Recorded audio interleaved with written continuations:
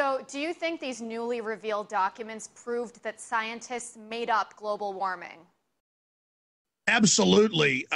This particular university in England is the main scientific source cited by the UN.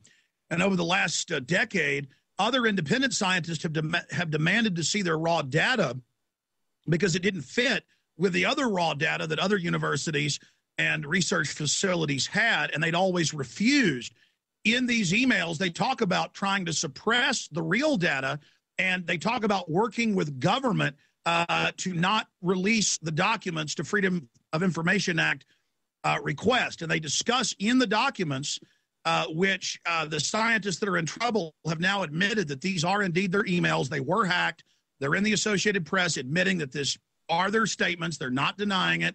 And in there, the bombshell is revealed that they were trying to manipulate the data, that they knew that since 1961, the Earth began a cooling trend, and that they were cooking the data. And they also talk about how to persecute scientists and other people and get their funding revoked, get them in trouble, get them kicked out of peer-reviewed journals if they tried to file scientific data that disproved that global warming was indeed happening or that it was man-made. So this is a giant scandal. This is climategate, and it threatens to bring down the entire fraud that is the Copenhagen Treaty that attempts to tax all carbon emissions of first world nations. And so why would they do that? I mean, why would they essentially make up global warming? Well, we know why. We have the United Nations documents. We have the Club of Rome documents from 1991. A private group of banks, Goldman Sachs, JP Morgan, and others are financing this. Ken Lay of the Enron fame in the mid-90s with Al Gore, this is on congressional record, in testimony, came up with the plan of a new form of derivatives that we've seen in banking that's caused all the problems based on carbon credits. And so it allows a select group of banks and brokerage firms to start buying and selling carbon credits on the world market and to create a whole new Ponzi scheme. And we also have the new head of the European Union on record in his inaugural speech last week, admittedly saying that global government is being formed and that the main tax for global government over the entire planet through global governance will be the global carbon tax cap and trade system. So they've been pushing this propaganda through and terrorizing the public, saying that all the cities on the coast were going to be flooded and that all the polar bears were going to die and that the world was going to be in great danger if we didn't pay them the carbon tax and let them manage society.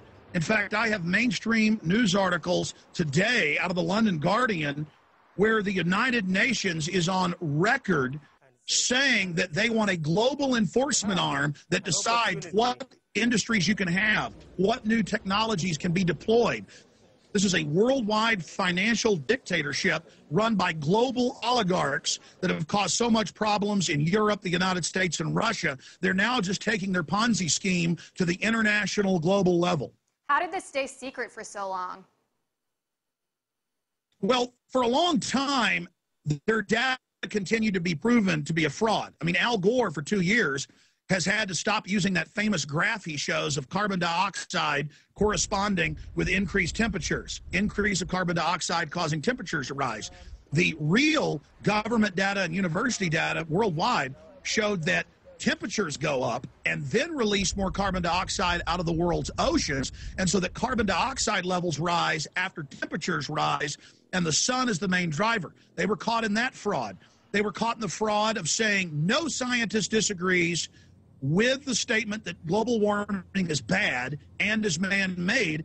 And now it turns out in international polls, many, many more times of top climatologists and hydrologists and meteorologists believe that man-made global warming is not real and is not a threat. And so there's also the hoax of saying that no one disagrees and that everyone agrees that global warming is real and is man-made. Everything this group says is a fraud, but they're following the rule of Hitler.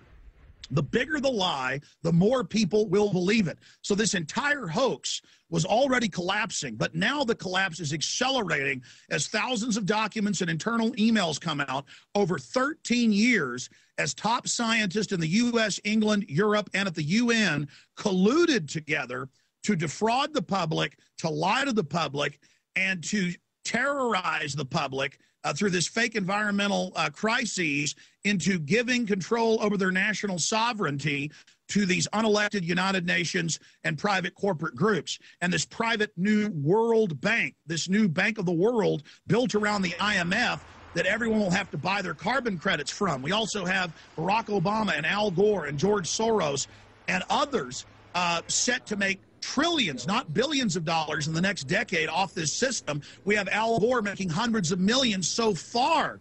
He literally owns one of the major carbon trading credit companies. The name of the company is Blood and Gore. No kidding. Gore and Blood.